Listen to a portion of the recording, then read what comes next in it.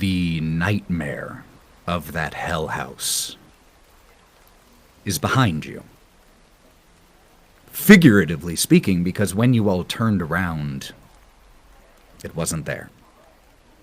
And you were back where you were dropped off by Rahadin. You found those care packages, each containing letters, each signed by Stradia Vanzorovich. And here in the rainy streets of Bridgewater, you all started to head towards the green neon sign that you could read from a distance said Morning Mist Motel and Bottles Bottom Bar. It's a lot of alliteration. And you all walked down the rainy street and found yourselves standing in what passes for a town square. There's a single shaft of sallow light breaking into the fog, layering the street. The light from the motel and bar. And from here, because of how thick the fog is, the light almost looks like a physical thing. The surrounding fog also carries a slight green tint from the neon sign, giving the whole area out here in this town square a slightly sickly appearance. The motel and bar is built near a roundabout, and in the center of that roundabout, you see a large, old, chipped stone statue. It's covered in mildew, and rain drips steadily from a sword that is held aloft.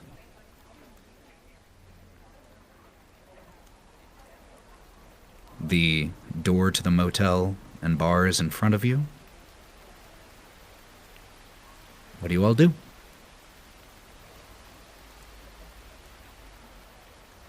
Well, I want to get out of this fucking fog, because I think I've had enough fog for the night. I kind of want to get somewhere to rest my bones, get a drink, maybe something to eat. We all kind of, and Nyne looks at everybody. We all kind of been through some shit tonight, and I looks at Brawk. We just need some time to just relax and try and get our heads about what we're doing.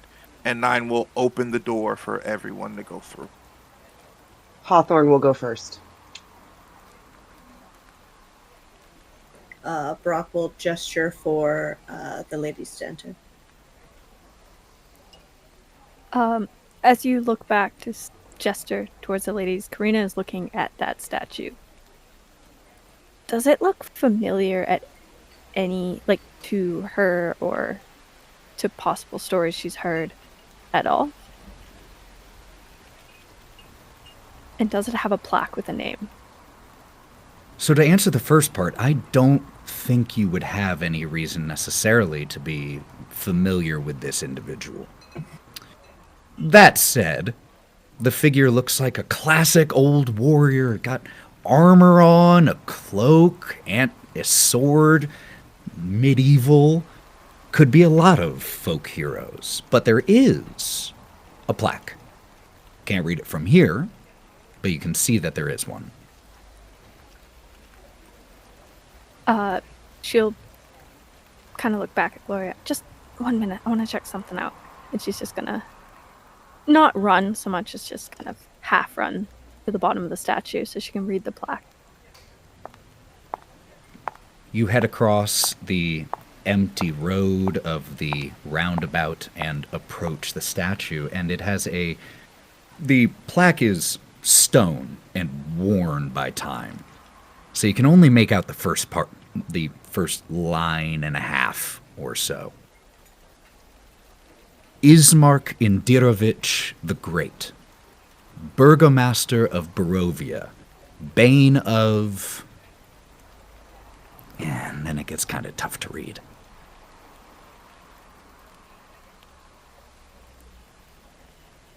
As the rest of you are standing here watching Karina run across really quick, a few of you under the awning, so the rain isn't too oppressive. The U in the word morning of the neon sign flickers on and off. It had been off mostly, but as you all have been standing there, the U starts to flicker on.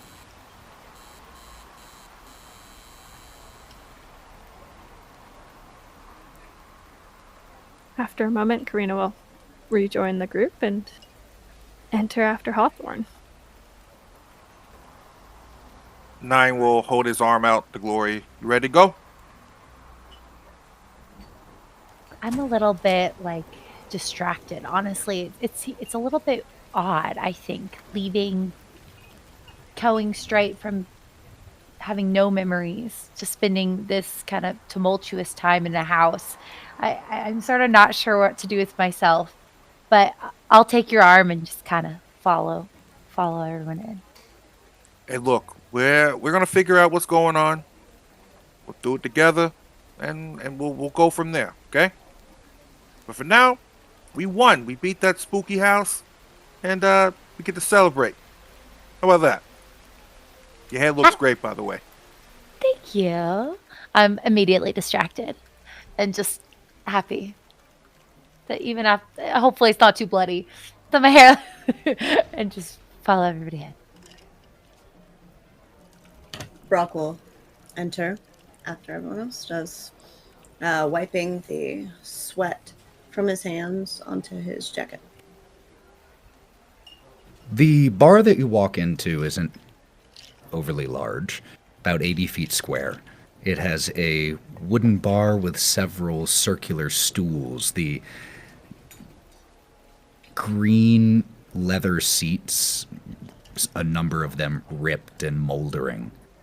The place smells like wet tobacco smoke, stale beer, and a barely noticeable undertone of something that's turned.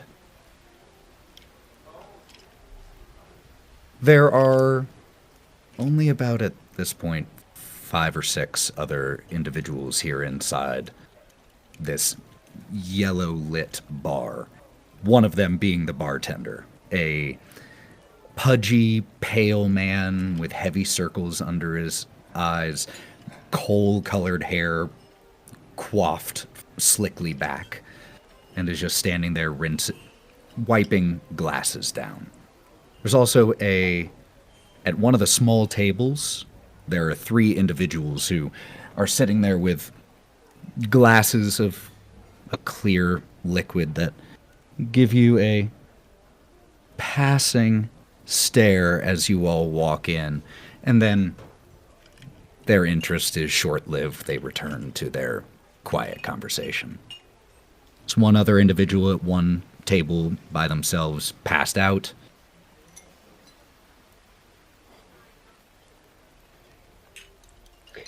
Do we have any idea what time it is right now? It's a little tough to tell, at least going by the outside, but looking around, there is a clock on the wall, and it reads 4:28.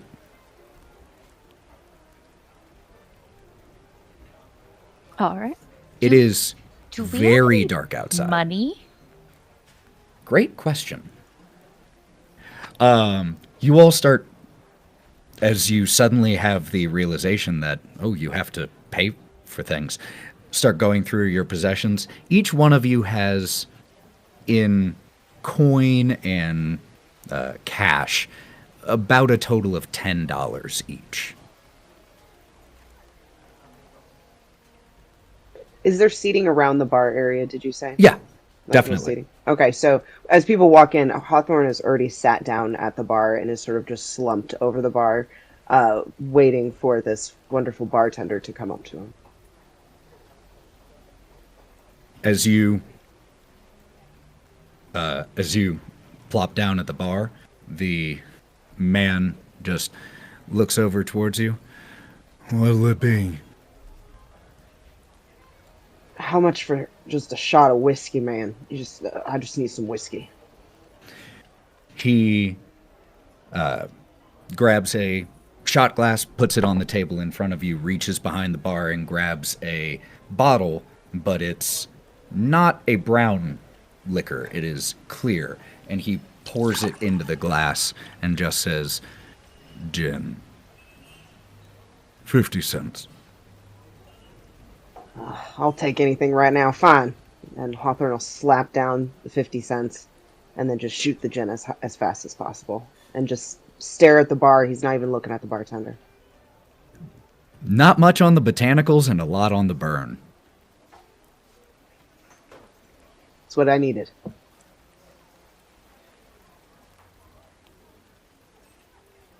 I guess I'll go find a table to sit everybody. There are several low tables. You can definitely find one, just pull a chair or two over. No problem. Cool. I will, Nyne will gather up chairs and tables and put them together and pull out Gloria's and Karina's for them to sit in. Karina, before you do that, she's going to join Hawthorne at the bar. Hey, I noticed you're a little, for lack of better terms, fucked up after that night. So, do you want to hold this? It makes me feel better. And she's just going to pass Lancelot over to you.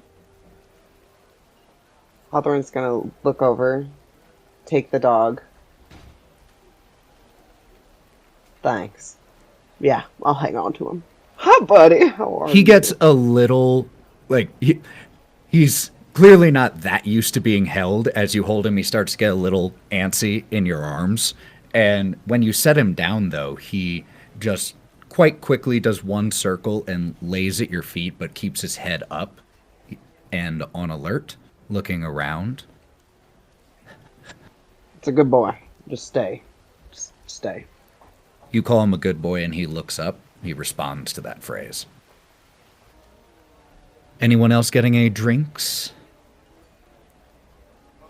What's everybody having? I'm trying to remember.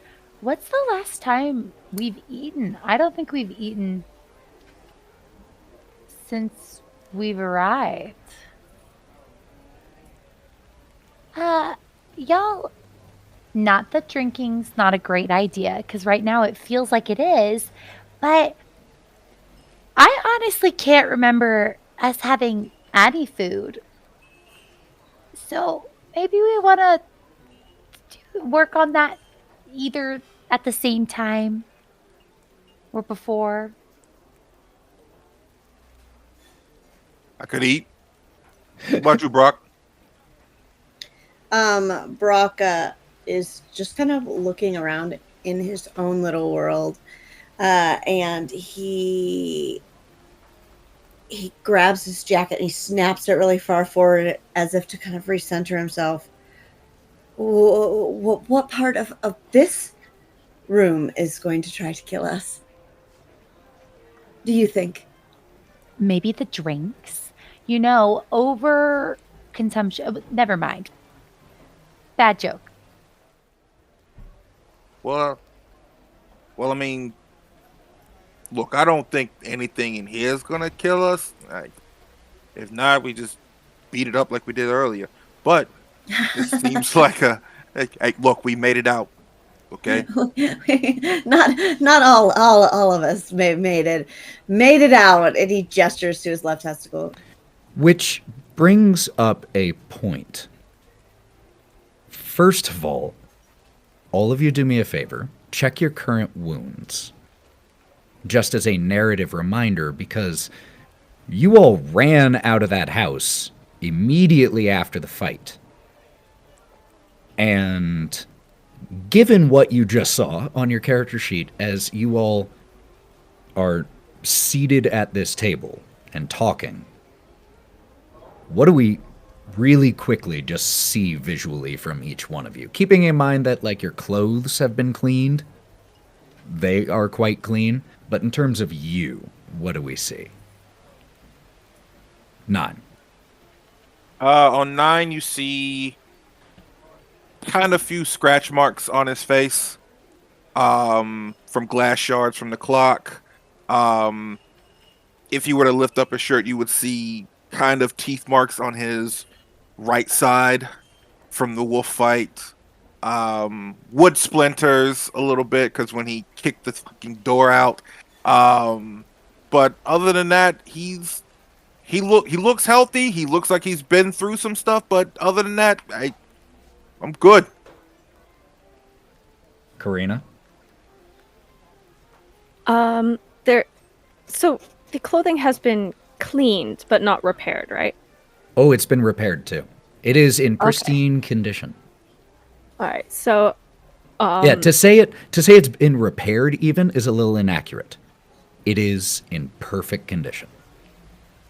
okay. Well, she's definitely favoring her left arm a lot.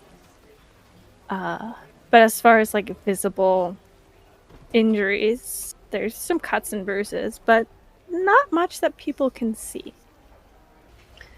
So Hawthorne's clothes look really nice, but where he's been holding the shot glass, he's dripping some blood out of his hand, and you can see some is dripping on the stool as well, because he got attacked by a bunch of teeth and eaten, so he has stab marks still dripping through his clothes, but he just doesn't even care. And the dog, of course, is just looking up at him, sitting in some of the blood.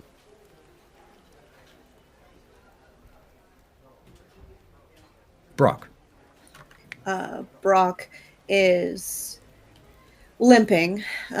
He looks relatively deflated. And though his clothes are clean, there is on his left leg what appears to be a tourniquet or bandage with a relatively large mound of cloth over his groin area to stop the blood. And he is sweating profusely, but his outfit is so on point, you guys. It makes it almost all worth it. It'll be fine. It'll all heal up. I'm never gonna miss it. Gloria. So Gloria, throughout this journey of the house, I've taken a lot of damage, but at this moment, it's almost kind of surreal that by looking at me, you can't immediately see anything, except for maybe if you were to look a little bit closely, my hands are twitching ever so slightly, like I'm stopping myself from grabbing Nyne's hand or fiddling them in my lap. I'm like trying to stay still. And so while on the outside I might not look like I'm hurt, my dress is immaculate. I've been pinning my hair into little rolled curls as we go. Like every time someone stops to examine the statue or look too closely at bags or consider things, I've been just like pulling out the little mirror and getting ready. But inside my mind is racing. I feel like every room feels simultaneously too small and too large. Like everything feels off, and I don't know why.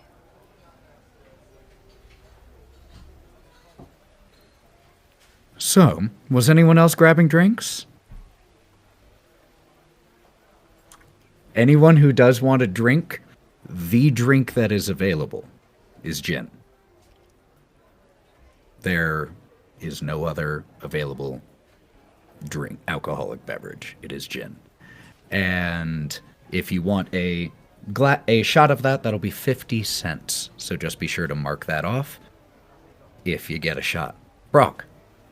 Once the glasses start clinking, being filled, he kind of Brawk breaks out of his daze and realizes you guys are in the middle of convening, having a conversation, and you watch as his eyes go wide as he looks at everyone and just lingers over Hawthorne, who looks like he's seen better days.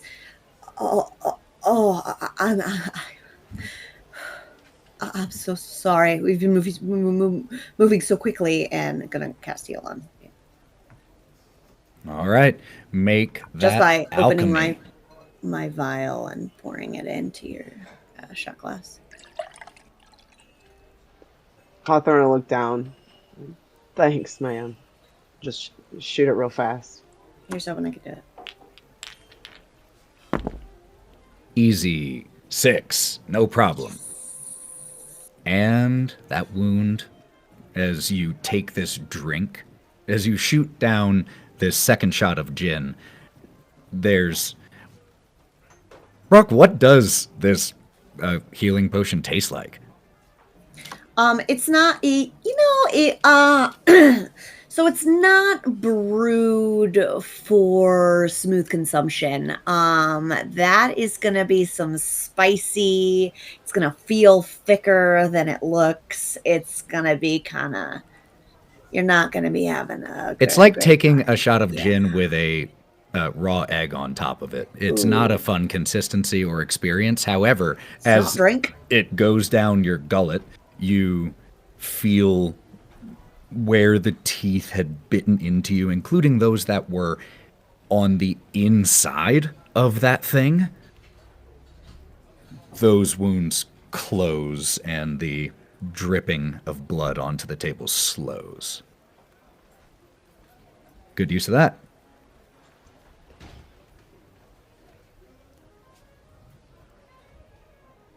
I want you to know I felt that when you described that going down my own throat, and I didn't like any of it. I am so glad to hear that. Oh, I didn't like saying it. Shaking myself out of kind of my daze. Did any of my friends look particularly hurt? Sorry, y'all. I missed it. Is there... And kind of seeing Brawk give Hawthorne this shot, it causes me to look a little closer. Karina, how are you doing? Oh, I'm perfectly fine, darling. Your shoulder? It didn't pass through. Are you okay? You seem a little stressed out. It wasn't great being trapped in a haunted house, but I do think that there's some security in knowing you're in a spot you're supposed to be doing something. I think that being out of the house without a clear sense of direction, I don't want to say it's worse, but it is a little bit freaky not knowing what we should be doing. I agree. It's very unnerving in a way. It's nice to have a purpose or some sort of direction, even if it's running for your life. Speaking of direction, we could go meet the Strahd woman. Speaking of direction, you good, Karina? Because you were running out in the fog and stuff and seeing shit. And also you stabbed yourself. I don't know if you knew that happened. I'm perfectly fine. Thank you for not killing the dog. Well, I wasn't ever actually going to kill the dog. Oh, so good to hear. Very good to hear. But to answer your question, Nyne, I'm fine. Unlike Brawk, I can separate reality from fantasy. Whoa. Some of my deductions kept us on edge, which I would say would probably contributed to our ability, to everyone else's ability, not to be viciously mauled by stuffed animals. And plus, anyway, is that before or after you take a little hit of that little thing you got there? Because I do recall that you not being a sound mind when we pulled you out of there. And down there as well. I have no idea what you mean. And that jar is just burning a hole in your pocket, Karina. Oh, she's thumbing it right now. Like she's got her hand in her pocket. Take a Benny. Don't come for Brawk. Brawk did his job. He did a good job. I made the effort. Good is not always what you expect it to be. I'm not saying it's a problem to be a dreamer. I'm not saying it's a problem to be confused with whether this is reality or not. I just know that this is very different. And that perhaps, I hate to say it, might even be better than what we left behind. Do you? And Brawk froze his brow and repositions his jacket as he tosses his shoulders back to crack his spine a bit and just resumes hunching back over. You really think that this hellscape, this pocket of control and illusion is better than whatever we came from, and I can't honestly tell you that you're wrong. Hawthorne's going to look up from the bar and turn towards them. Well, I might have saw something nasty, but I also felt something wonderful. And where I came from, there was things that were wonderful. In this place, he's going to gesture to the bartender, toss him another gin. He's going to put down 50 cents. I just don't see anything wonderful in this place. Nothing at all. He's going to shoot a shot. Hawthorne. And Brawk is going to rustle over and going to put 50 cents more on the counter and tap where your shot glass is. What is something that you think is not here, but what you think is wonderful?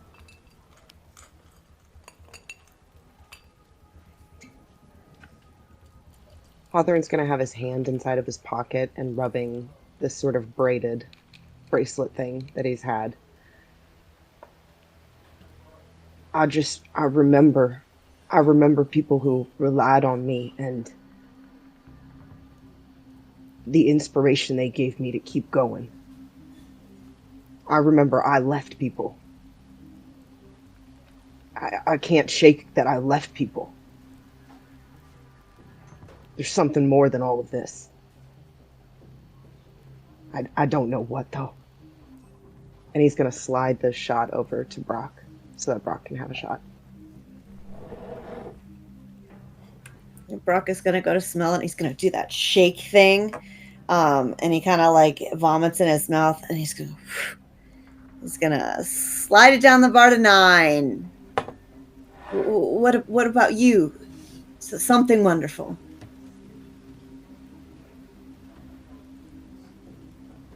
Be honest with you,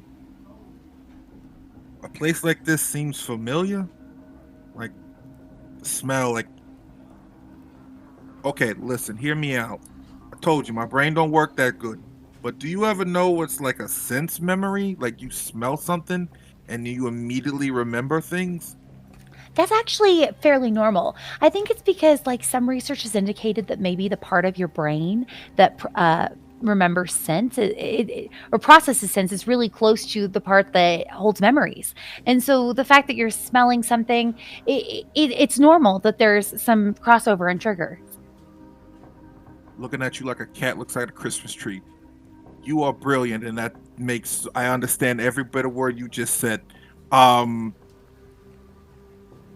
Yeah, what Angel just said. I think I'm used to being in these types of places where the like bars and stuff like that. Like slamming this drink back takes it, no facial recognition, like it's just straight water. Feels normal, you know? Like I feel like my body would be tired after what we just went through, but I don't. I had visions of like fighting something or somebody. Lots of cheering, maybe not for me. But other than that, I don't really know much.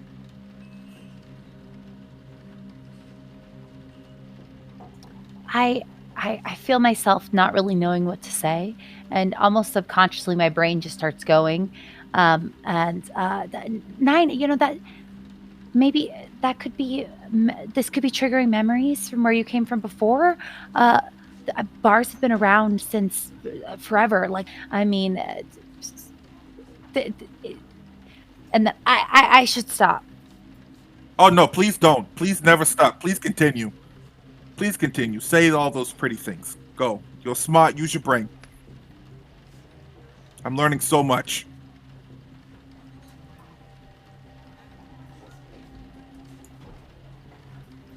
One thing I do know is that $10 feels like an insult to me for some reason. I feel like I should have more money, to be real with you. $10 in a bar? I feel like that's not enough. You can work. You can work with that. Plus, he jingles the change in his pocket by just jumping his jacket in his hand. I've got your back. The designated walker. That doesn't sound as good as it felt in my brain. At that moment, as Brawk is saying this, there is the click of shoes, and a gentleman approaches your table and says, I could also actually help with that. Who are you? My name is Markindirovich. How about I buy you all a drink, and may I join you? Can you get us some food?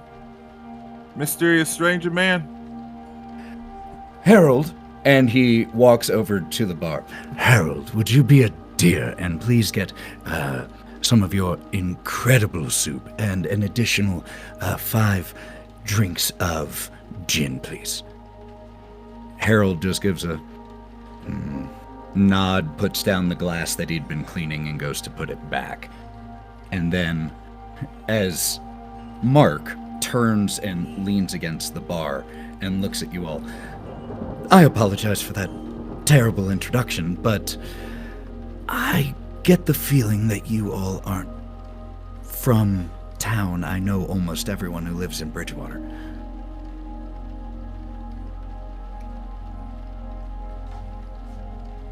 You're not entirely wrong. Yeah. Mark, what are you to this town here? Since you know everybody. Interim mayor, I guess is the best title for it. What I am. What happened to the other mayor? Oh. Drinks first. I'll tell you all of it after that. What does Brawk interim mean? looks at it means acting.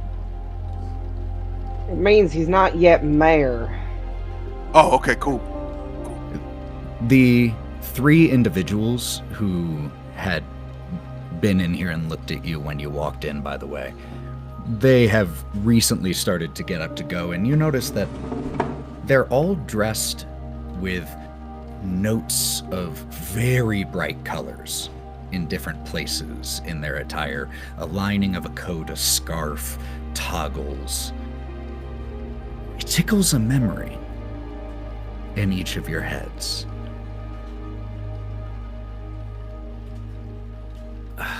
Someone handing you a letter. And they were dressed in very similar style clothing. And then they get up, head out of the bar.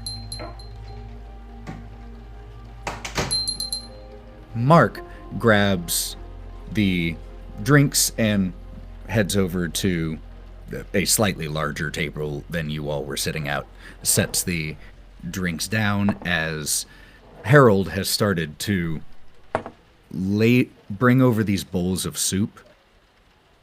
It is barely steps above water, with a few measly chunks of potato in it. And as you all sit down to your shot of gin and this sight in front of you, Mark, who is dressed in a nice suit, loosened tie, has a vest underneath, so 3-piece suit, pocket watch, and he looks like he's about 37 or so years old. Got sandy blonde hair that is slick, not fully slicked back, but coiffed nicely. And as he sits down and you all look at this soup with disappointment, he says, "Yes, I'm sincerely sorry for the state of things around Bridgewater. It wasn't always... It's not always been quite this bad. But you all are new here. Yeah? Yeah. Nice town you got here. Yeah.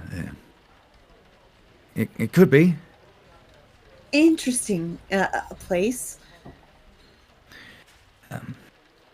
Yeah. How long have you been here? I'm born and raised.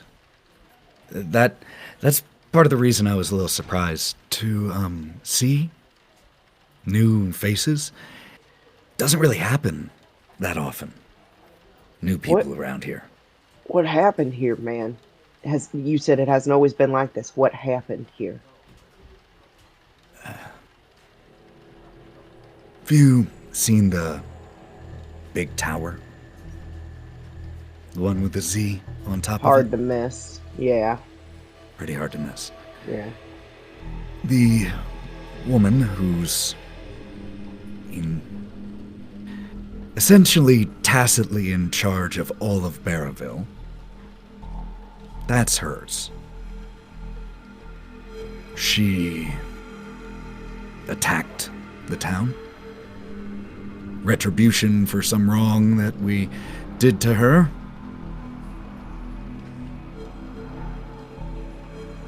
And since then, things have just been even worse than usual, but...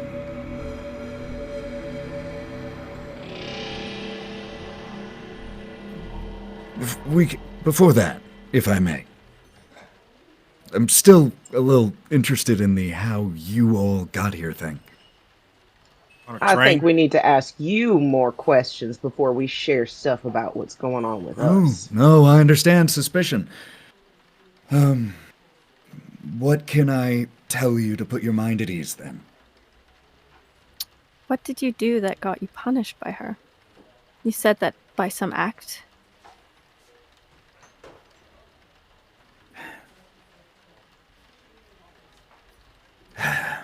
She's been in charge of Barraville since before it was called Barraville. She's not always... You've seen the place, right? How long have you been here? Few hours. A few We hours. actually don't know, man. I will admit, we don't know. We kind of just woke up here. Does she talk inside your head? Who? Strahd? Strahd. And he stumbles over the name a little bit and kind of looks over his shoulder. Her? Just wondering, like, hypothetically. Not as of yet. She's Awesome. talking yours? No. No, don't man. worry about We're that. trying to No. test You you. all said Okay, that you focus really up here. No, suspiciously at the same you time. focus up here. I'm testing you right now. Okay, I'm just Never know. don't you bullshit. question her. just gonna start eating my soup. Hawthorne will be very defensive, and if needed, no, will persuade him So, to leave her alone. long story short, she does not brook challenge to her authority well. And so, when some citizens of Bridgewater spoke out against her, she didn't respond positively to that. What did she do? I need information.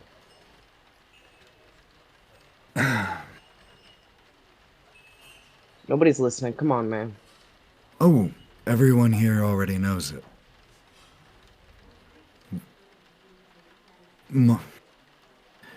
I feel like Hawthorne. Maybe No, if no, we no, ask it- nicely, or It. These are trying times, and they can sometimes. I understand the fraying of nerves. Truly, I do.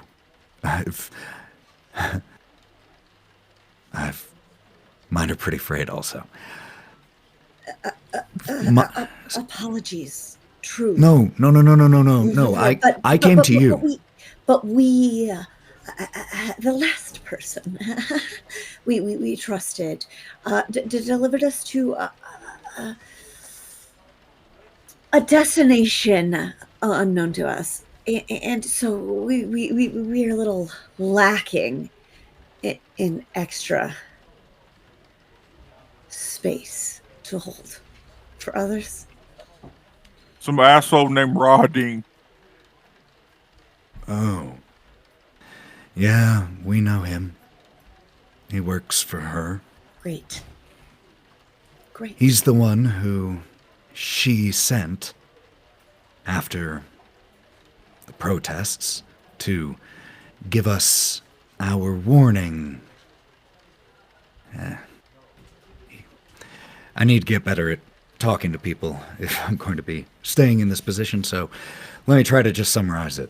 He came to town and said that as a result of what we had done, we had 90 days to make peace with our gods.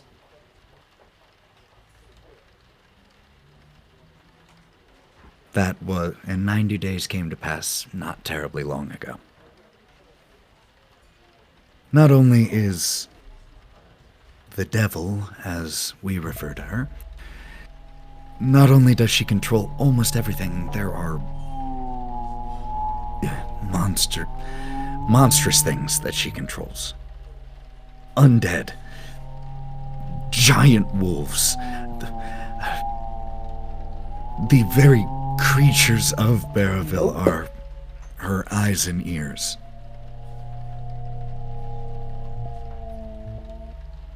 Karina's gonna take the shot.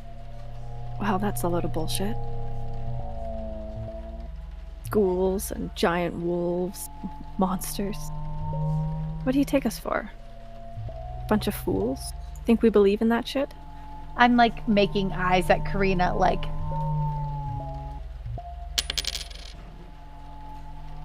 He looks at you. Oh, don't. You're here now. And he gestures around. However it is that you all got here, there is no getting out of the fog again. Not without What do you mean, her no getting approval. out Have of you the tried? fog? Have you tried yet? We've tried some things. We haven't tried everything we've thought of yet. Don't try it. Trust me.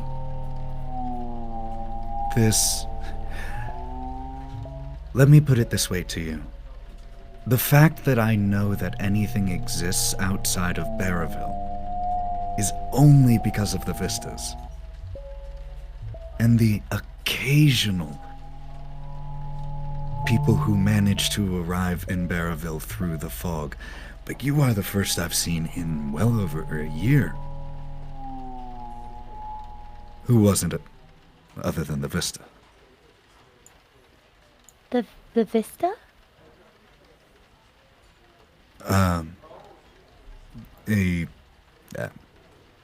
A tribe here in Barraville. They are able to travel through the fog because of some agreement, I think, that they had with the devil generations ago. We never got such a deal. So everyone born here is stuck here. Hawthorne's gonna lean over to Karina and go, "The ones who delivered the letters." Perhaps. So what you're saying is not to trust the devil in the sky or in this tower, yet she's the only one that can actually get us out of the fog. Seems a little counterproductive, if you ask me. Or in our heads. I have absolutely no idea how to get through the fog, and honestly, my advice would be don't try. But I don't know if the answers that you're looking for, or safety, can be found here in Bridgewater. A lot of the citizens of Bridgewater fled before the attack to the borough of Vallaki Hills. It's not too terribly far from here, but you might find the answers as to how to get through the fog there, if those answers exist.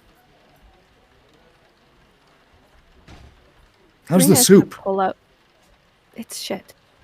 She's gonna pull out Delicious. the letter. So the letter was signed by the governor, right? By the mayor. Of Bridgewater. By the mayor of Bridgewater. And that is not Mark, is it? Do you open the letter and check again? Yeah, I'm gonna.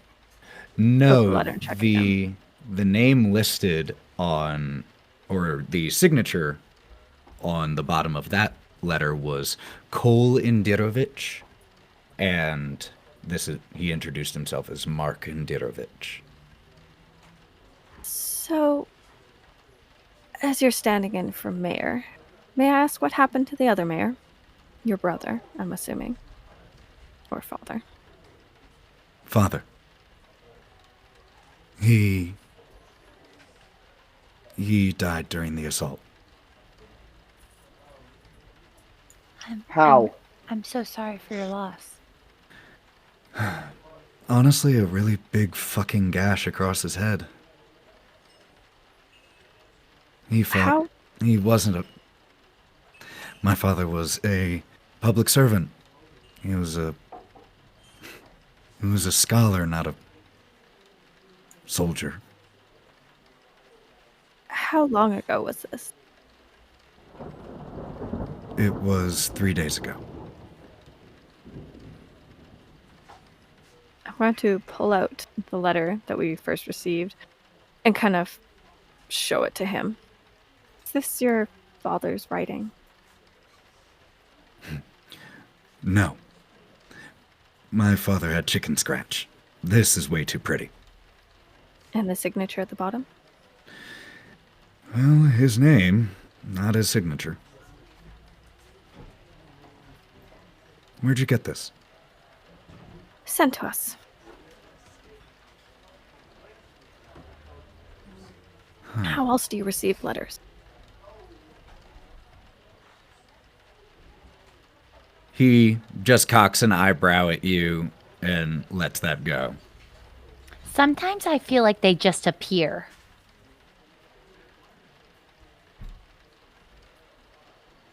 Okay, I've got to ask. You found us. Are you just a welcoming committee, or did you want something from us?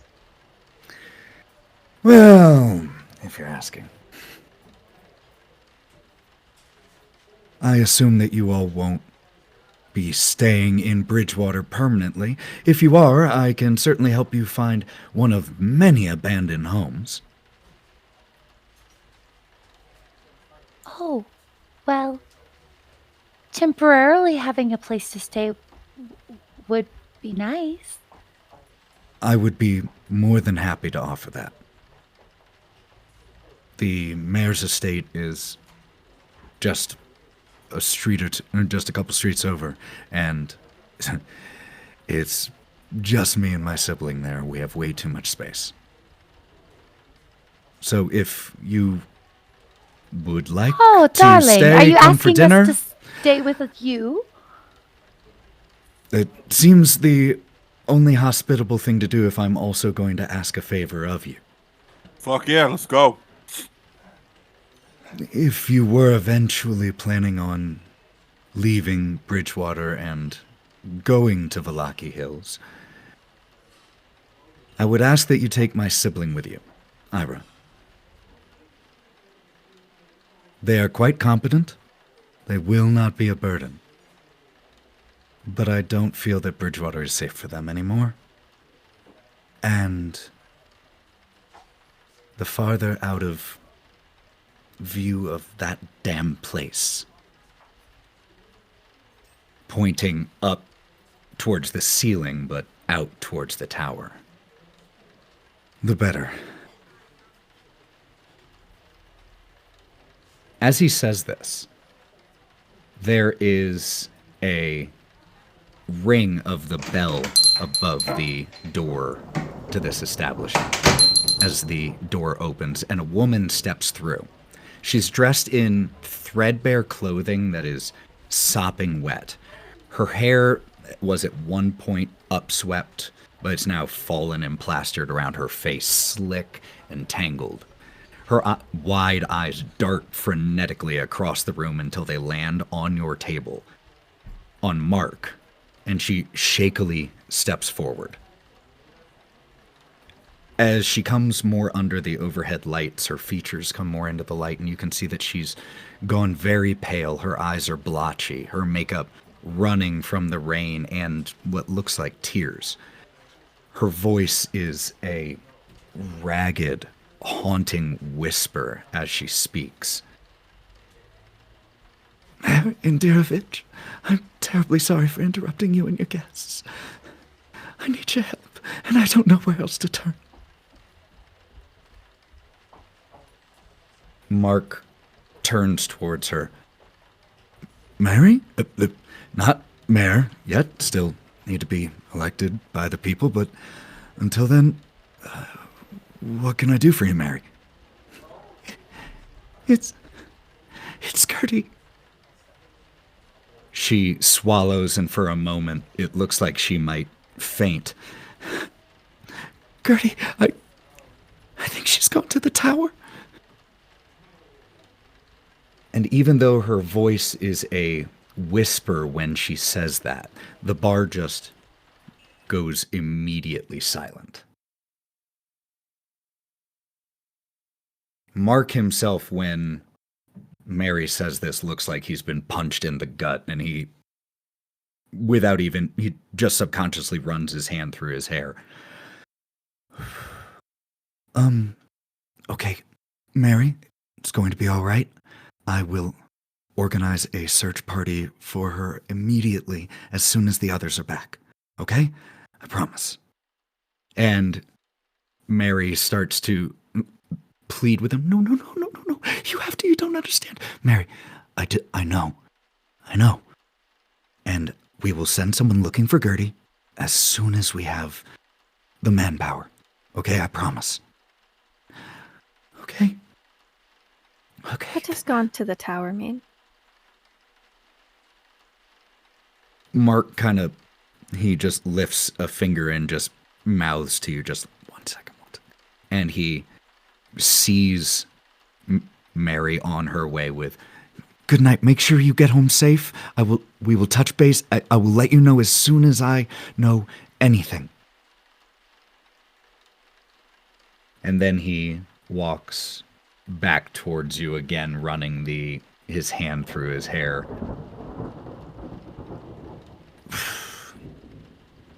What? You remember how I said that there was those who spoke out against her? The person who organized that protest, Doyle, was Gertie's fiancé. So what does that mean? Is she gone to go find him? Has she been kidnapped? You need to be more specific, my man. I don't currently know. That's the problem, but My guess, I don't know why she would be kidnapped. The devil has more than gotten her revenge. My guess is that, she's there trying to avenge Doyle. And if that's true, she's probably already dead. If she just left, maybe we can catch her. Why don't we just go up to the tower and see if we can catch her?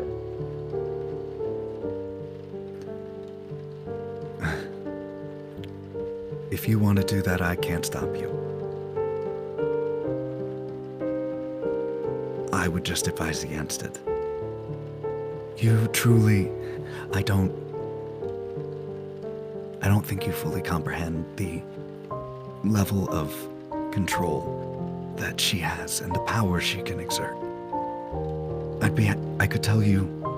I think that we'd like to know more about it. Maybe we should go with Mark. Is it all right if we call you Mark?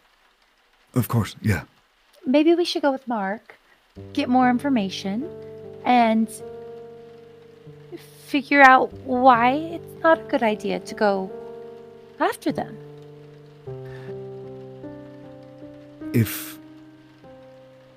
My guess is, if Gertie went to her tower, you don't leave alive if she doesn't want you to. And she doesn't tolerate insolence. Look, this is part of the reason that I approached you. You're different. You're not from here. That's hope.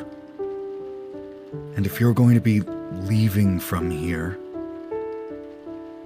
this whole thing is why I can't have Ira staying here. So she doesn't tolerate, like, failure or anything like that? Not as far as I know. Do you know a family called the Durst? Not off the top of my head. So we were in a house earlier today that belonged to them, and she sent us there too. It had some weird, spooky shit inside of it. We made it out, but if she's that powerful as you say, that she could just conjure up a magical death house or something like that, which there was a lot of death in there. It was like zombies and ghouls and everything. By the way, I've eaten all of your bowls, by the way, while you've been talking. Nyne was You didn't take hungry. Hawthorne's. Hawthorne wouldn't Okay. let you have his bowl. Fine, Nice whatever. try. Nice try. Okay. I go to reach for it. He smacks my hand. But if she's as strong as you say she is, then honestly, even though I got enough lives to do this, I would like to know more about who we're dealing with in all forms of fashion. Because this ain't our playhouse. Hawthorne is now pretty drunk. He's impulsive, and he wants to see what the bottom of the freaking tower looks like. And he just wants to at least walk up to this thing. So he's going to take his gin shot that he's just been mulling. He's going to shoot it, and he's going to stand up, and he's going to go, I want to go see what this tower looks like. I gotta see where this woman was taken. There needs to be some solid ground here with all of this nonsense that we're fucking seeing. The tower is miles away. You're not going to be able to walk to it conveniently, and if you do... Hawthorne, what if we use tonight, I quickly checked the clock again. It's around 5. Let's take tonight to rest. I know for me, I would be better suited to help you look at the tower so that you can prove to yourself that it exists. After a little bit of sleep, maybe we take Mark up on his offer of him graciously hosting us. No wonder you guys have lost a lot of people. You just let people walk into this tower and just go, good luck out there. I'm going to go over to the bar, and he's going to sit at the bar. I hate to agree with Hawthorne, but I agree with Hawthorne. You Karina, want but us to protect your sibling, yet you won't let us protect some helpless girl. That seems kind of You fucked all up if you're can- going to be mayor. You all Person of can do people. what you want, I just don't want you throwing your lives away. You're just assuming she made it to the tower. You just said it was miles away. Perhaps she got turned around. Maybe she's crying somewhere in a ditch. You're giving up on her, having just heard about her situation. I hate to say it, but that's no fucking mayor. You're supposed to represent these people. You're supposed to protect them. And yet you are selfishly trying to keep us safe to protect your family. The whole city is your family, my friend. And she's gonna stand up and sit beside Hawthorne at the bar. Technically, you're not really the mayor yet, but there's been a lot of pressure put on you. Holding positions of power in a period of turmoil, especially during a transition period, is a lot of work, and I think you're trying your best. And I do think that we're operating without all of the facts. And it's been a very long day. Just so that we have more information, are you sending people after her? As soon as I have people who can be spared, yes.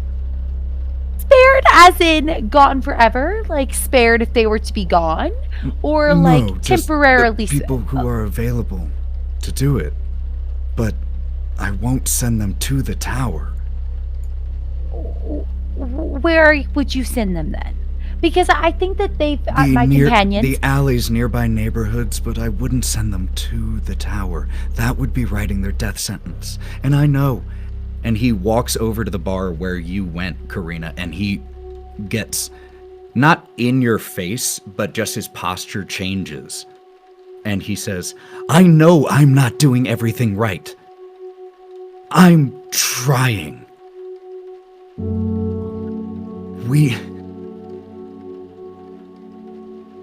All I'm asking is if you're going that way, that you take them with you. That's all. If you can't do that, then that's fine. Everyone here, after all, is mostly out for themselves anyway. And you're right, it is very selfish of me to want to protect my sibling. Yeah, it is. 100%.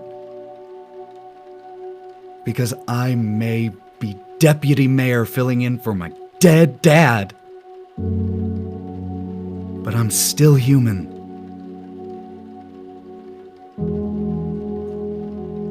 And if I can choose to have them live by making one selfish choice,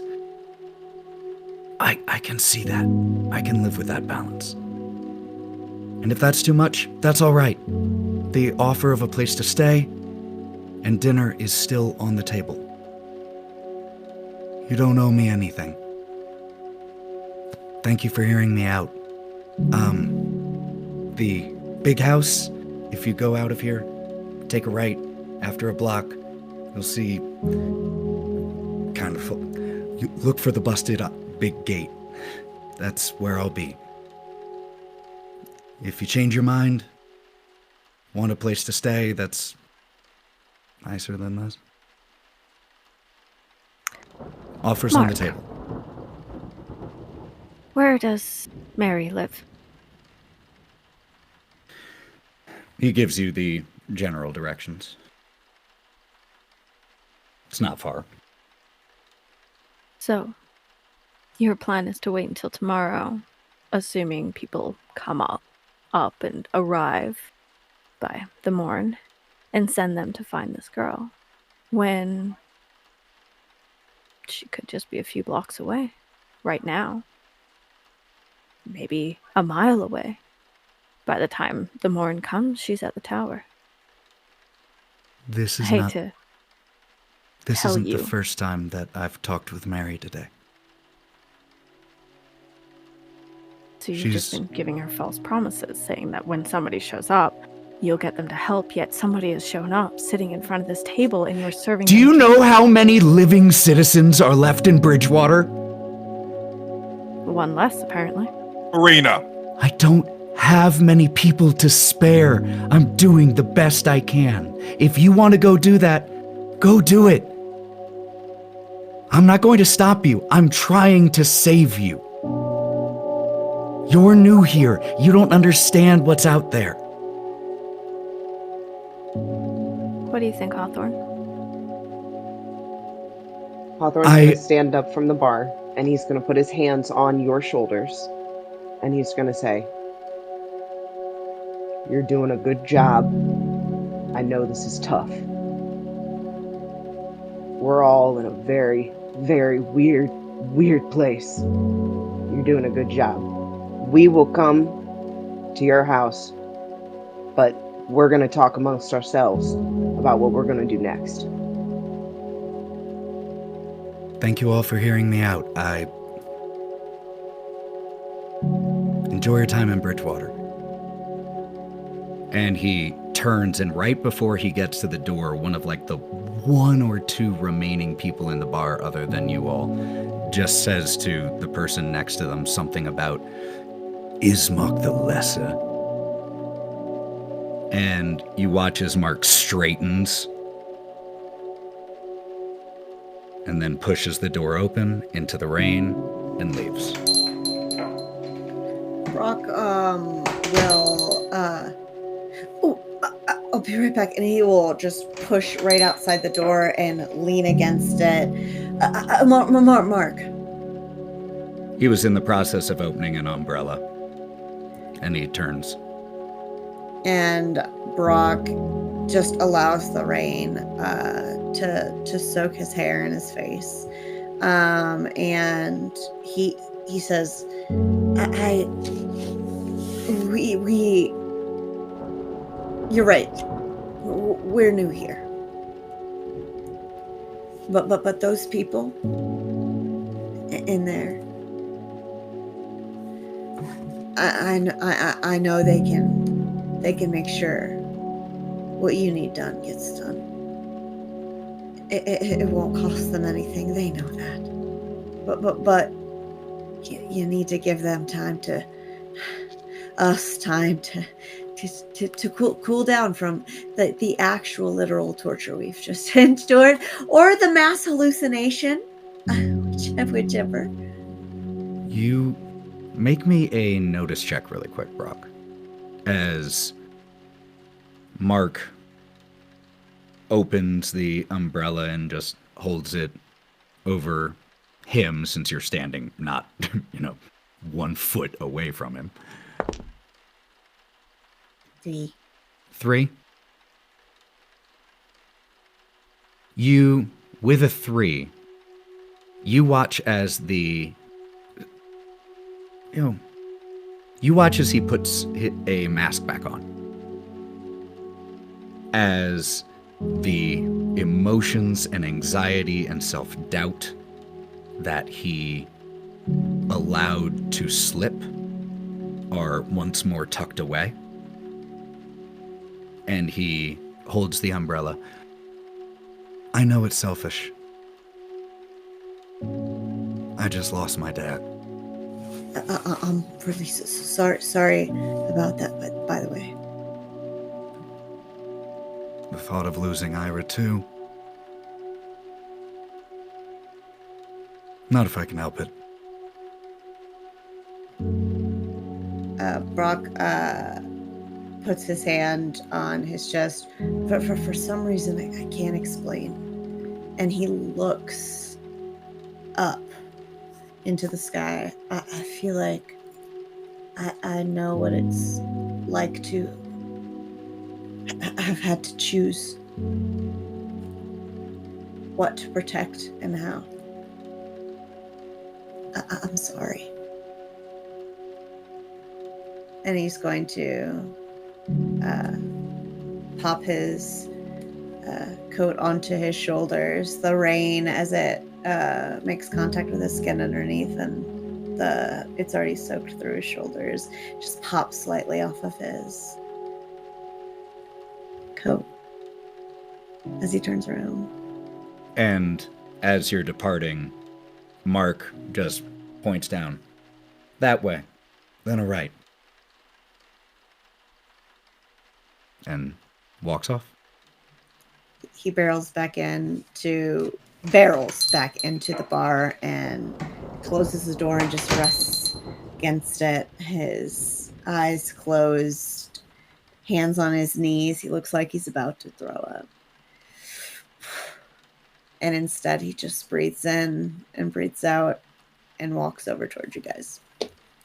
It's raining. During that time, Still. Karina has now put her head on the bar, and she's just kind of just forehead straight on the bar and just sitting like that for a while. Can all of you then, other than Karina and Brawk, make me notice checks? So, Gloria, Nyne, Hawthorne. Because your head was on the bar. Makes it hard to see.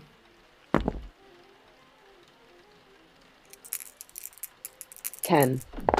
Damn. 17. Damn! I got Jeez, a y'all. 4. I'm still eating soup. There's only so much I can raise you here. I need to know everything. For what you notice. A 17's like a lot of raises. A 17 is a 3 raises. lot of races. So in addition to these observations about If Harold, I can add something, I think the one Yeah. reason that maybe I notice so much in this moment is because I'm sitting here fuming. I think that like one of the only people that could help us unravel the mystery has just been told off by my friends into storming off. So I picture that like I am literally fuming. And I think that my mind is moving so quickly, and as my brain's going into overdrive, I just get more and more still and observing everything around me. Benny for that. And also, because in that scene where I previously awarded Karina a Benny, everyone else, I wanted to also award you a Benny for all those interactions. So that's 2 right now for you, Gloria, and 1 for Brawk, Hawthorne, and Nyne. Let those social bennies flow. But as this frustration causes you to just dial in your focus, both Hawthorne and Gloria, Harold, the stout bartender with the hollow eyes, you notice that he has been cleaning the glasses here the entire time that he hasn't been serving actively drinks or bowls of soup. And this bar is not large. There are on the bar where he's doing the cleaning about a total of between 25 and 30 glasses. And he's cleaned each one of them, wiped them down in the exact same way at least 2 or 3 times since you've been here. Just when he reaches the end, he restarts and begins again. Over and over and over. And Gloria, with that huge raise, you also notice that Karina, with her head down on the bar, is crying.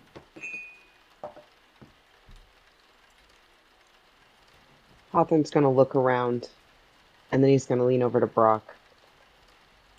Brawk, Yeah. why is the bartender just rubbing the same glasses over and over again? Are we in like a Twilight Zone situation?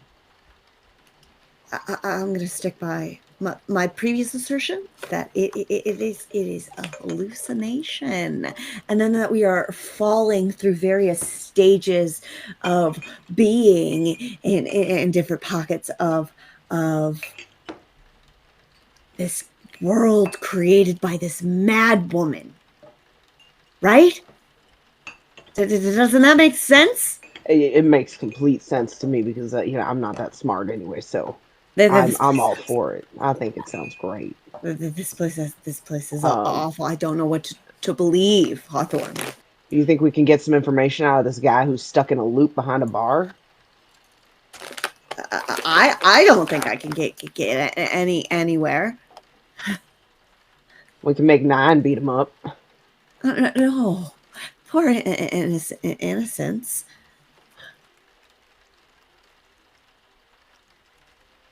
Okay, Gloria, you good? No, I'm not feeling good. I'm not sure if the person behind the counter has been just listening in and cleaning the same glasses over and again, or maybe there's something weird going on, or maybe our friends just told off the one person who might be able to have more information on why we don't have our memories and why we're here, and where we could sleep and get real food. He told And us where to go. It's okay. No, let her run through this. Let her work through her emotions. Go ahead, let it out. Go on, Angel. Go I ahead. had a few more different instances of grievances I feel like I have against you guys, but you're right. I don't know if that's productive to the conversation. Instead, we should maybe I'll put my list away. recenter. Hawthorne, well, okay. Whew. As I'm staring at this person who's cleaning the same glasses over and over again, it's clear I'm like radically trying to change gears before I like explode. Does it look like this is a voluntary cleaning of the dishes to try to listen in, like appear like he's doing something to be a part of the conversation, or do I get the sense that he's like in a simulation, and this furthers my theories that I was feeling in the house, like I was a rat in a simulation, receiving different stimulus? Which way do I kind of sense? I imagine with like observing him that closely, I have kind of a hypothesis I can form. And with a huge notice check, which is what you're still just asking specificities about that same one. I will say you definitely do not get the impression that he is in any way listening in whatsoever. There is no reaction or subtle movements, no tilts of the head that make you think he is listening into your conversation at all. That doesn't then explain why exactly it's happening. Simulation is one explanation. Can I look around at the other 3 people that were in the bar? I want to like try to look at their movements. Are they also repeating? Is there unique conversation? I'm specifically looking for like when you're hanging out casually, there's going to be spontaneous shiftings of recrossing your legs, shifting your foot, moving your glass. So, of the 3 in here, one is asleep, slouched over a table by himself, a bottle still clutched in one hand on the table.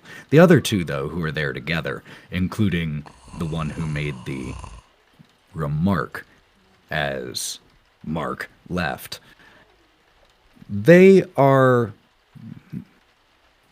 moving a little slowly, I guess, but they are moving normally. They aren't just going through a repetitive action or anything like that. They seem to be people.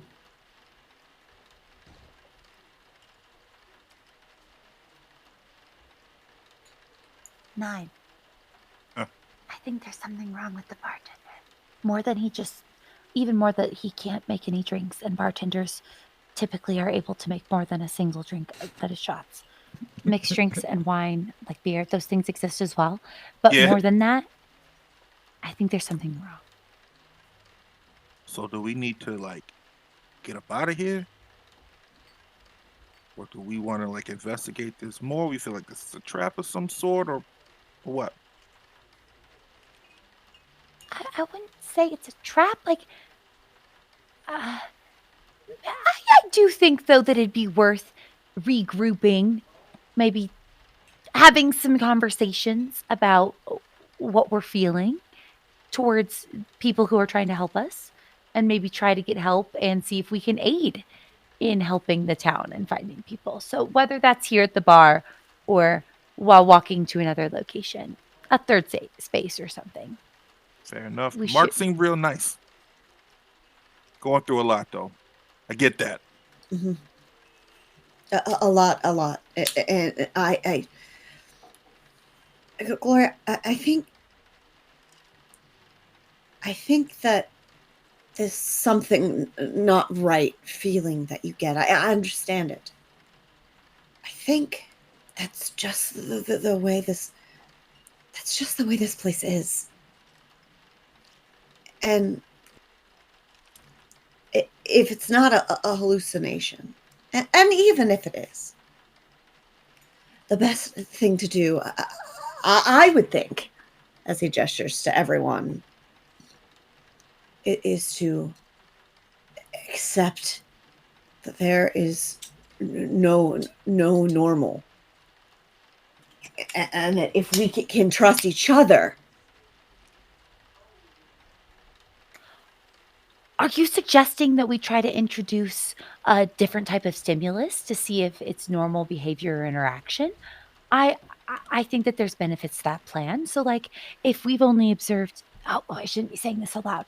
If we've only observed the bartender cleaning these dishes repeatedly or serving drinks, perhaps we introduce a different type of stimulus and see if the same result is yielded.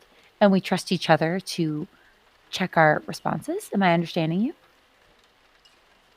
Yes, that's exactly what I had this. Great minds think alike. Okay, They this do. is a They great do. plan. They So, yes. so we should. So right now, Hawthorne, you said that it seemed like there was a simulation just repeating the same actions over and over again, but we noticed different stimulus. Like when we requested a drink, there was a response. We should do a third thing, a thing that either of the two actions previously demonstrated wouldn't work as a response. Have we spilled a drink or something like that? I don't know. That's just a random thought. Nyne will knock over one of the glasses on the floor. What happens? Harold turns his head, gives a sigh, Sorry. grabs some rags from behind the bar, brings them over to the table, wipes it up a little bit, and then just squats down, wipes over there. No free refills. What does he do after? He takes the towels, like just tosses them back behind the bar somewhere, and then walks over to the glasses that are on the bar, picks up a rag, and begins to clean. Hawthorne's just gonna ask Harold, "Hey, Harold, how long have you lived here?" All my life. How old are you, man? You look pretty young for your age. You gotta be just sprightly. Sprightly young age, aren't you? When he says and he actually says early 40s, he doesn't give a specific number. You're shocked because he definitely looks late 60s. Just continues. He answers your questions in this dull, fairly lifeless voice, and just continues to clean. What I'm trying to notice is his reaction as he like dithers off from talking. If he like goes back into just a same motion sort of thing. Nope, just and it's not like when he returns to cleaning and isn't speaking, his eyes go to the exact same point on the floor, and the movements are they're not, machine precise. It's just that he cleans these glasses endlessly.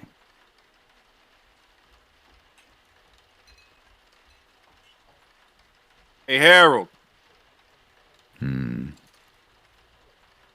What's there fun to do around here? Do you just work this bar the entire time, or do you actually, like, go home somewhere? I go home. Yeah. But there isn't anything here.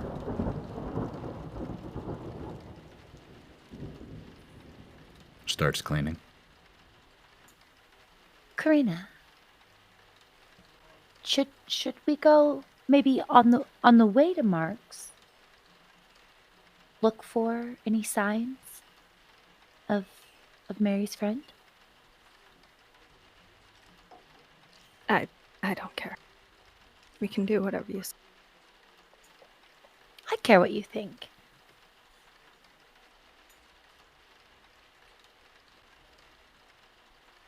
She just shrugs.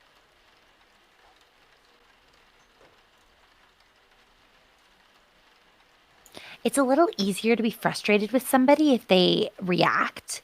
And I'm a little frustrated with you, but you're making it a little bit difficult because you're not really reacting. I think that you're right that we should help people. But I also am concerned because we don't really know what's going on. And I don't think it's advantageous to alienate the people that are trying to help us. But I do think that you made some valid points. We could maybe just workshop on the delivery. Hawthorne's going to say, my thought process is he wants us to take his daughter, or sorry, his sister. I'm sorry, I'm a little drunk. His sister with us. Well, let me just tell you, it's hard enough keeping us alive, you guys. You guys want to implement a young girl or another person into this situation? I'm like, we're already trying to heal up a testicle here, for fuck's sake. Shh, it's too soon. He deserves to grieve. He deserves it. It's okay. Brawk throws his hands up, and for the first time, you see anger in his face. I'm fine. I'm fine. I'm fine. And he crosses his arms, and he goes and he just sits. I do think that you, Hawthorne, I think you and Karina did make a good point that sitting here isn't helpful if there's somebody who's missing, and we also have this looming threat. I think maybe we need to just. It seemed to me, like Mark was saying, when we leave, if we leave, take my sister. Now, at this moment, we don't know how to leave. We don't even know if we can leave, and we're not in a position to leave. It doesn't seem like we're saying, let's take your sister into whatever treacherous house attempts to trap us next. We were just saying, if we find out a way to leave, maybe we could try to take her with us. Now, I, for one, think that we would be more successful moving towards leaving if we lean on the knowledge of the people around us, including ourselves, and seeking out other people in the town that might know how to leave. Maybe I'm misreading the situation, but I think that we do need more information. I'm all for more information, but promises have powers. So don't be making no promises that we can't keep. I think that that's very fair.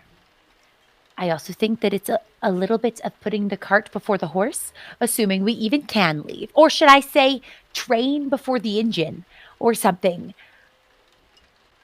I think. Oh no, Brawk, go ahead. Sorry. No.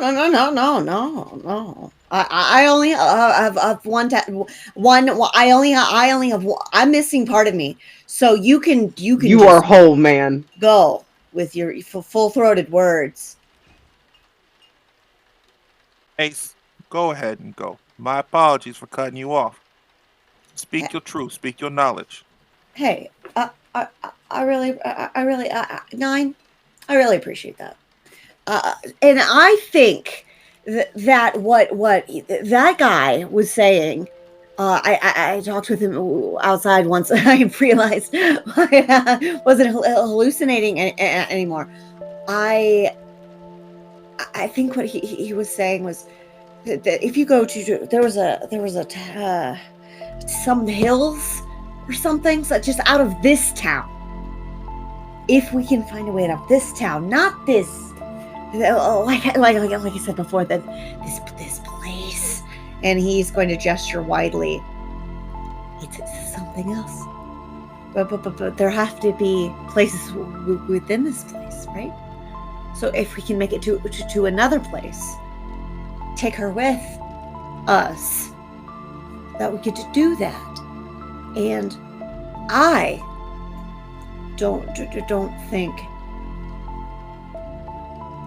that that's a bad thing. Assuming he knows that assuming he knows that if they die, that's not our thing, and we'll deal with that trauma later. So sorry, Nyne. I finally found my voice after processing the rage of losing. Go ahead. Doesn't make you less of a man. But Gloria did mention that train. I haven't heard that train go by at all. So, was it like a one-way ticket type of situation, or is it always running? And I wants to look more at the bartender again, like just look at him again. Just there, staring, cleaning. Just staring off into space as he polishes this same glass for probably the 30th, 40th time today. Nyne's gonna take 3 of the glasses out of the row and just put them on the bar in different places. As you do that, he watches you grab them and sees you just set them up, and he lets them sit there for a while looking towards them. And after you don't use them for a little while, he... Damn, Drogo.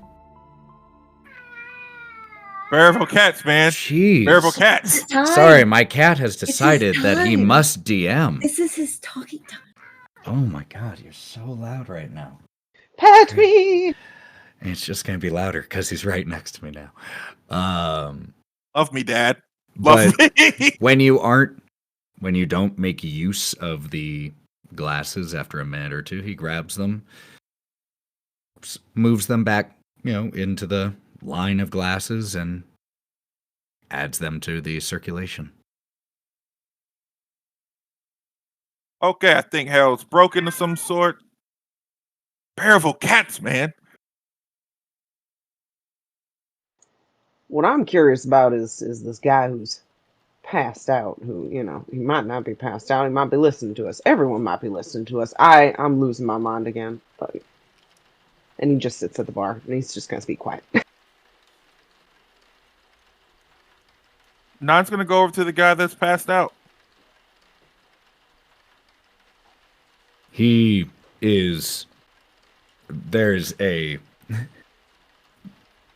wet spot on this wooden table where he has been drooling, and you lift him up to just a...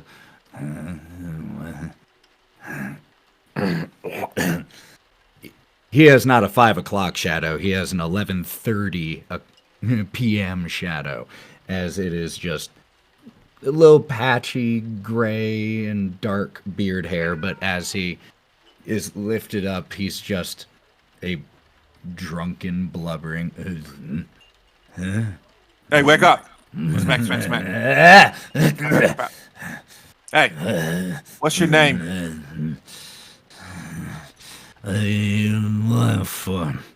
And he just takes a huge swig from the bottle that was still in his hands.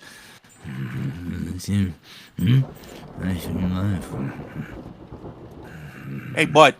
Hey, oh, nope. Okay, come here, wake up. Hey, what's your name? You should grab his bottle, ma'am. Just grab the bottle. I'm trying to go about this a very calm demeanor, and I'm trying to hold... You know what? Fuck this. Take the bottle out of his hand. Hey, I'm gonna smash this bottle if you don't talk. Nah, man. Come on. That's alcohol abuse. Come on. What do you want? What's your name? Andre. What Frank? do you want? Andre. Andre? Why you want to let me finally sleep? I don't think anyone sleeps in this fucking town. Look, hey, what's up with the bartender? I'm pretty sure you're a regular here because of what all has gone on here. Hey, wake the fuck up. I'm just going to give you a heads up. Hmm? You're not going to get helpful information Cool. out of him. Dump him on the ground. Like, we can RP this out for as long as you want. He is, unless you are doing something magical, he is not going to be in any level of sobriety to communicate helpful information for quite a while. Cool. Gonna just put him back down and keep his bottle and give it to Hawthorne. That's totally fair. He is unhelpful. I'm sorry, man. You tried your best. He just needs some coffee or something, and they only have gin here. But now you have a half bottle of gin. About a third. And I have liquid courage. That'll be fun. Karina.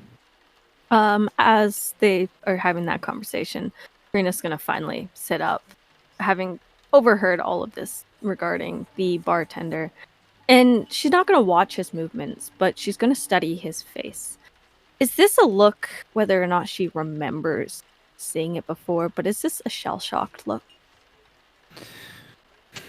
Make me a notice check to try to read the expression. That is a 4. 4?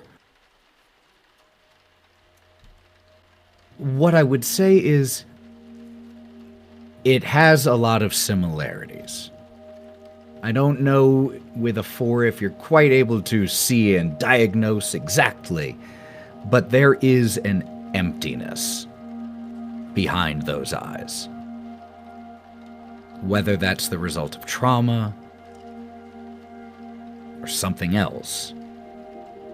You don't have quite enough information to make that determination, but there is a distinct hollowness to his stare. And it's the same with his voice. No real intonation that much. No real person.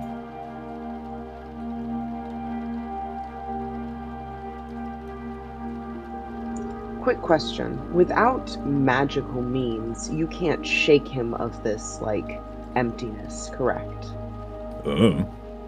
Okay, so I, like, couldn't persuade him out of his weirdness or anything like that. You can try. I'll fathom it. I'll try and think of it. Yeah, I mean, let me know what you say, and I'll let you know if we roll in what we do. It's your game. You can try anything. Guys, what? We had a moment where some of us were really upset, feeling like we needed to help this person. I think also some of us think that we should try to maybe build a bridge of communication with Mark, the interim mayor.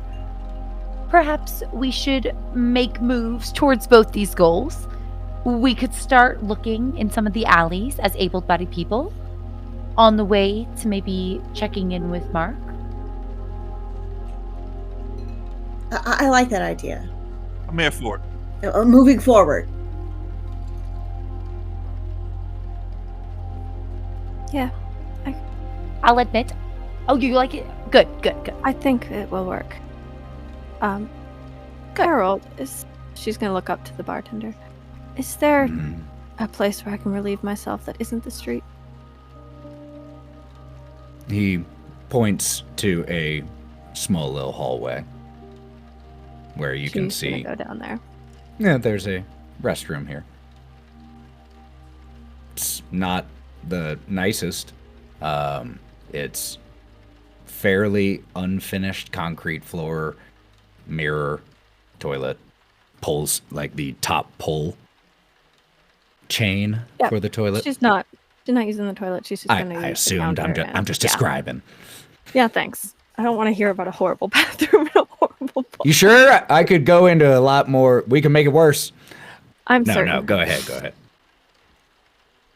But yeah, she'll leave for like 5 or so minutes, and then she'll come back. Nyne will go to the bathroom after Karina gets back. Got it. I sort of start to make my way towards Nyne, and then seeing him walk to the bathroom, like, okay, never mind. I'll what? chat later. What's up? No, just never mind. I can wait. No, you're good. I just while we were waiting to go, I just anyway, never mind. We can talk later. Oh, okay. Brawk is gonna move away from them.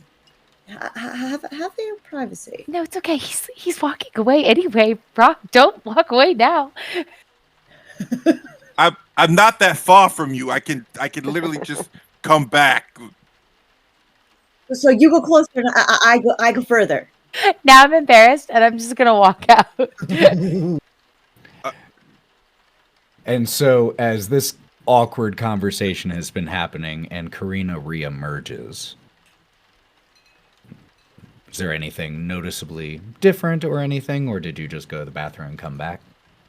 Her makeup that was running down her face from her crying has all been cleaned up. She seems a lot calmer and almost more put together in a way. Shall we find a missing girl? Sure. And she's gonna walk out of the bar. Karina heads out of the bottles bottom bar section of this building. What about the rest of you? You all heading out? Okay. If I recall what you all said, the general plan was to head towards where Mark had indicated, but check the alleys and streets in the process. Did I hear that correctly, or was there something different? Correct. Cool. Okay. As you all begin to follow the directions that Mark gave you, the fog out here is still very heavy. And some of the alleyways, as you peer down them, are almost entirely blocked by the fog. Others, it's a mellow mist, and you're able to go down and look. You don't find any signs of a young woman. There are also alleys that, as you pass them, you look down. The fog is light enough that you feel like you could traverse through it. But you see shapes down the alley that send shivers down your mind as you look down them. The length of the limbs, the number, the bodily configurations of them, and the occasional sounds that you hear echoing from those particular alleyways send you scuttling along a little bit faster. You do not find almost anyone along your walk, following the directions that Mark gave you all. The town of Bridgewater itself is concrete. These very flat, repetitive fronts of concrete houses, all with the same identical 3 or 4 steps leading up to the front stoop. The slick black asphalt of the roads, the pattering of rain, streetlights occasionally flickering. But you pass almost no one. There is one thing that you pass as you walk that actually has someone at it, and that is, as you are taking a right that Mark indicated, you can see on the next block over, under one of the streetlights, there is what looks like a food cart that is set up, has this little umbrella on the top of it, looks like it could be wheeled. And there is the side of it facing you is painted with a giant donut on it, and you can see that there is someone there sitting on a stool behind it, But that's off a different direction, and that's really the only person you see. You catch occasional glimpses of people, just the backs of them as they are heading into the houses and buildings here, quickly shutting the door behind them. And then there are the occasional people that you pass, very similar to the ones that you saw when you first arrived, that are just sitting and staring, breathing like a beached fish.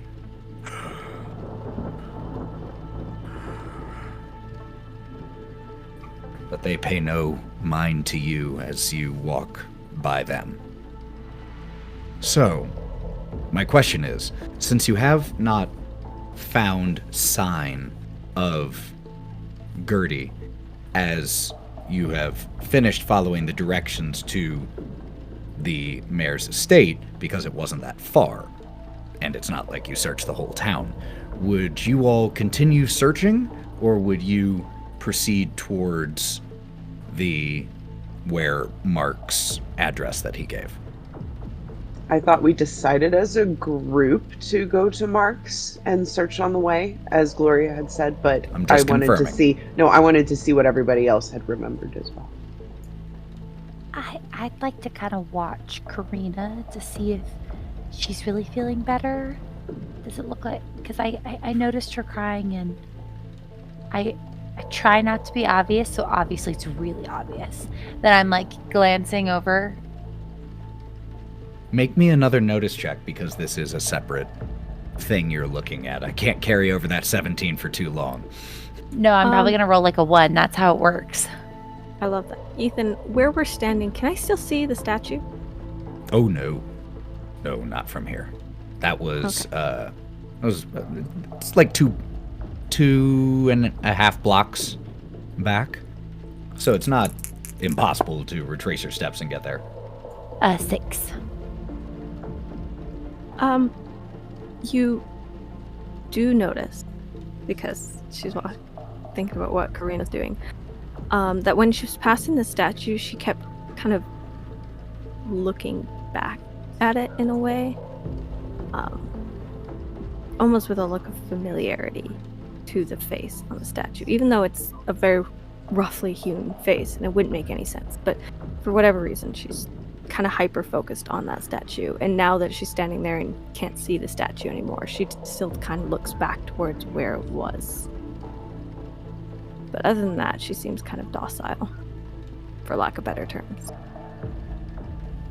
I imagine we're kind of a group that, like, everybody's trying to follow somebody else right now. Like, after we can't find her, we're doing that thing where, like, we're all just sort of walking because one person's walking. Hawthorne's had his head down while he's walking behind you guys, sort of looking off from one side to the other, just sort of glancing off and kind of keeping at the ready, but at the same time just not trusting anything, but pretty much following you guys.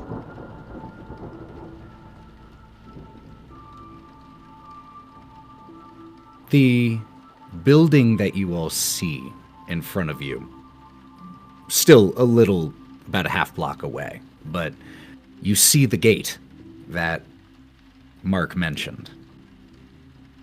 It's a rusted, heavy iron gate. The right half of it is, you can't even see where it is from right here.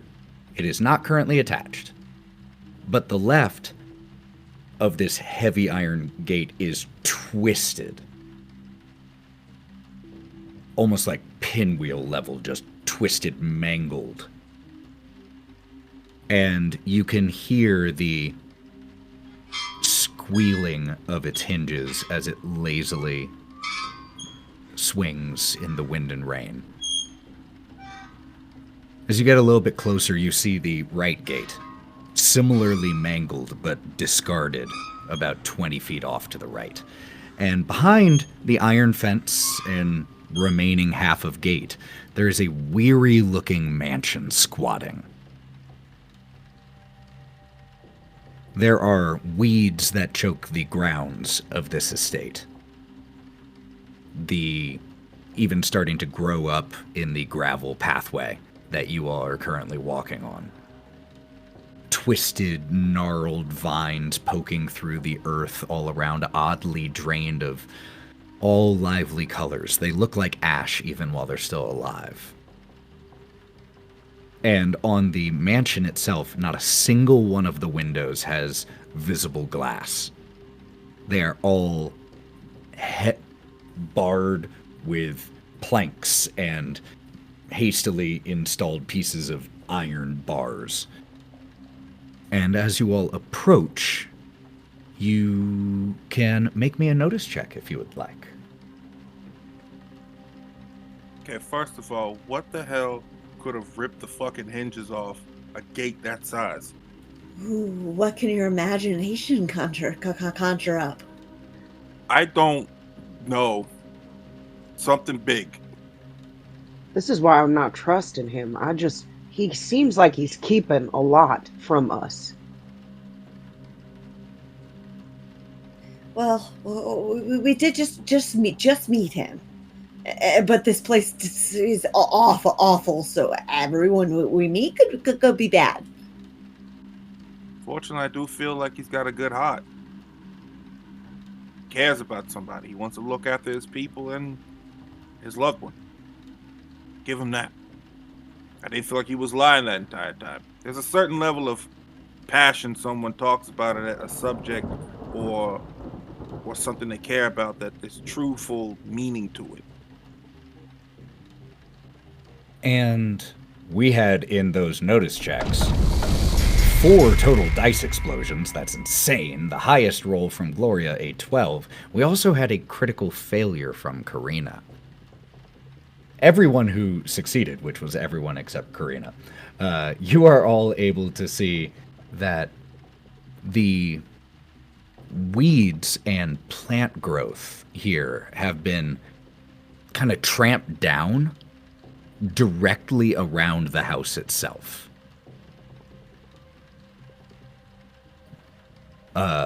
Those of you who got raises, which was Nyne, Hawthorne, and Gloria, you also see that there are footprints in that pressed down, walked on area. That even from here, as you start to approach the door, you can see are a combination of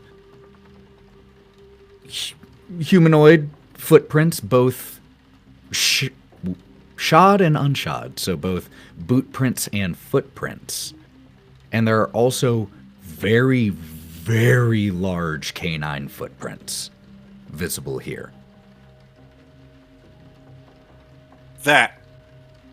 Gloria, you and Karina actually also notice there are heavy claw markings on the exterior wall of the house. Great black marks on certain sections that look like someone has tried to burn it from the outside. Karina, though, with a critical failure, as you are staring at this, you trip in the concrete and go down, scrape your knee a little bit, and just leave this little bit tear in your dress right there.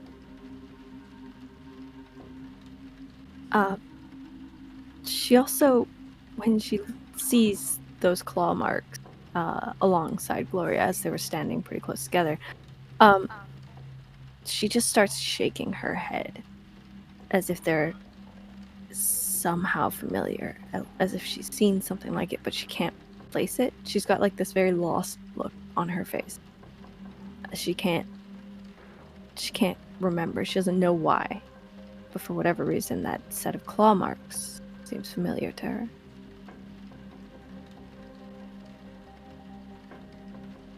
Nyne is going to go up to the claw marks and put his own paw up to it to see how they match up. Bigger than yours. Go. Whatever it was bigger than me. Those are dog prints. And, Oh, that's what I meant for the record. The dog prints were the ones that were bigger, just to make sure I was clear. And I meant the claw marks. Like. Oh, the claw marks? Yeah, also a a little bit, the gash is deeper and the spread between the claws a little bit wider than you could comfortably manage. Huh. Ah. It doesn't have 5, though. Oh. It's 3. Oh. The fuck ripped. See? You wanted me to use my imagination? I don't want to imagine what the fuck that was. What this is.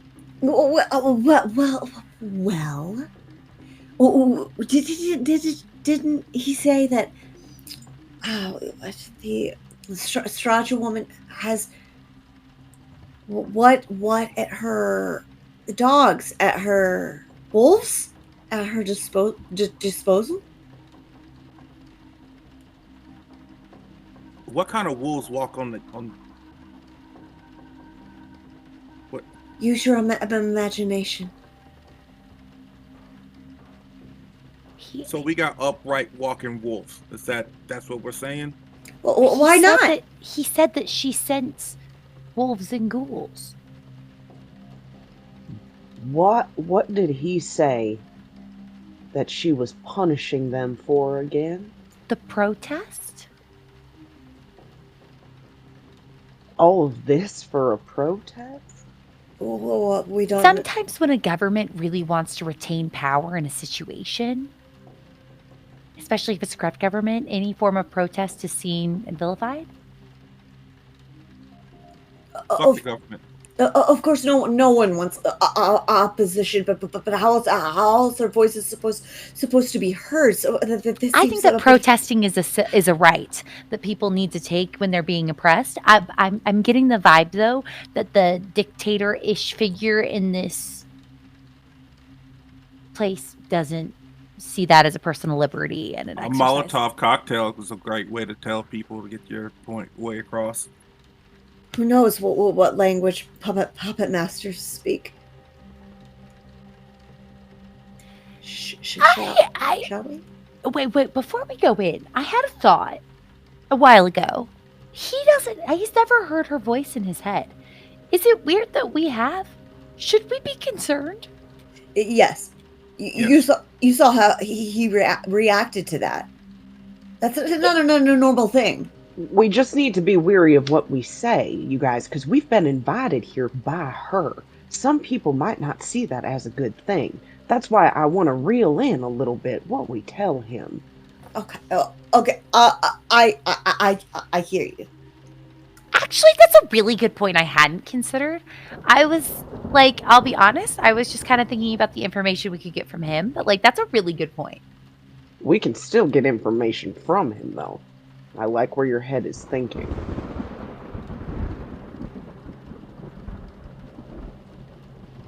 The more I think on it, the more concerning it is that we all have heard her in our head. Yep, but we should probably blow right past that. She had to get into our heads somehow. I mean, we don't know who we are fully. We have bits and pieces. Karina, you're acting oddly silent in this moment. Is there something you're thinking about her talking in our heads? She's still staring at that claw mark. Ethan, would this claw mark be in any way, fucking words just completely failed me. Lizard-like? Like a giant lizard? Dragon-like in a way? Without a roll, I would say that these are large claw marks, but if they were from a dragon, it is a small dragon. There is quite a gulf between a very large canine and an average size dragon. And these claw marks don't quite span that gulf. But they are sizable. They look like they would hurt bad. She did get a critical failure, and she also is high as shit. And so she's still, like, looking over... You know, with a crit failure? Yeah, that could totally be a dragon. And trying to, like, she's... In her mind, she's stuck in that memory and thinking of the dragon clawing at Jace. So that's kind of where she's... So that's... She's just staring at those claw marks. And for a second there, as we watch Karina just get lost in this moment. You swear you can hear the battlefield again and feel that heat on your face. Not nearly as viscerally as you did while you were wandering lost in the fog, but it felt so real for just a second there. The rest of you are, just so you know, standing, just a couple dozen feet from the 2 large front doors of the house. But all the windows are boarded up, so it's not like they can see you awkwardly standing out there. Us standing awkwardly here is like such a mood for our group. Oh, it's okay. Perfect. Stand in the rain. Brood. Okay, well, I'm gonna go knock on the door because I'm kind of wet and I would like to be dry now. Okay. Dunk, dunk, dunk, dunk, dunk. There is a delay, and you hear barely just the sound of footsteps from behind the door, but then you don't hear a response. Mark, it's us from the bar. You can hear the muffled footsteps get closer, and then there is a voice that comes in response, though muffled. There are no appointments today. Apologies. Please try another time. We were sent here by Mark, the mayor. I'm sorry, I don't believe... And then you hear... No, hold on. Wait, who is that out there? Nyne.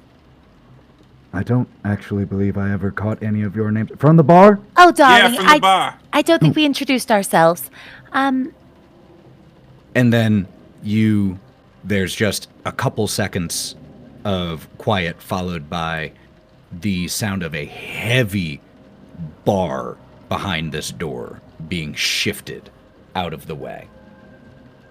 And as the doors open, you see Mark, still dressed roughly the same way, though he has taken his jacket off. He's just in his vest now, tie loosened even further. And there, next to him, who you assume is his sibling. They are wearing a pinstripe shirt, rolled up sleeves. They are non-binary, have red hair that is cropped, not super short, but closer to, the current fashion for a lot of the men, and is also wearing a red ascot. And as you step in, welcome. Glad you decided to join. May I introduce you to Ira? Ira Indirovich, these are some newcomers, and we're going to have company for dinner tonight. And that is where we will pick up next time. Wonderful session, everybody. So spicy. Everybody was so spicy. It's almost like trauma is negatively impacting to the nervous system. Who would have thought? Straight to the brain. Who would have thought almost dying and thinking one of your friends was going to sacrifice a dog to a flesh monster might have some long-lasting negative psychological impacts on our emotional health? Who would have thunk? Thank you for listening to this episode of The City of the Crimson Tower. Gloria was played by Anna Margaret, Karina by Maddie, Nyne by Mav, Hawthorne by Sally, and Brawk by Lauren. And Ethan did all the other stuff.